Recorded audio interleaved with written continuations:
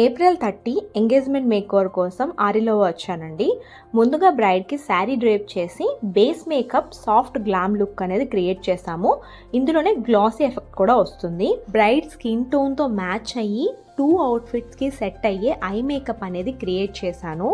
Makeup, hair style, sari draping 2 అవర్స్లో complete అయింది. 8:30కి braid రెడీగా ఉన్నారండి. ఎంగేజ్మెంట్ డేట్ బ్లాక్ చేసుకున్నప్పుడు బ్రైడ్ నాతో ఏం మాట్లాడారంటే, అక్క నేను చాలా ఫేర్గా ఉంటాను, అసలు మేకప్ హెవీగా వద్దు, వేసినట్టు తెలియకూడదు, చాలా న్యాచురల్గా ఉండాలి, గ్లాసీ లుక్ రావాలి అని చెప్పి అడిగారండి. నెక్స్ట్ అవుట్ఫిట్తో మ్యాచ్ అయ్యేటట్టు ఈ మేకప్ లుక్ అనేది క్రియేట్ చేశాను. బ్రైడ్ స్కిన్ చాలా హెల్దీగా ఉండడం వల్ల లుక్ ఇంకా ఎన్హాన్స్ అయింది. పూజలో 9:30కి కూర్చున్నారండి. 1.5 అవర్ తర్వాత నెక్స్ట్ అవుట్ఫిట్ అనేది చేంజ్ చేశాము.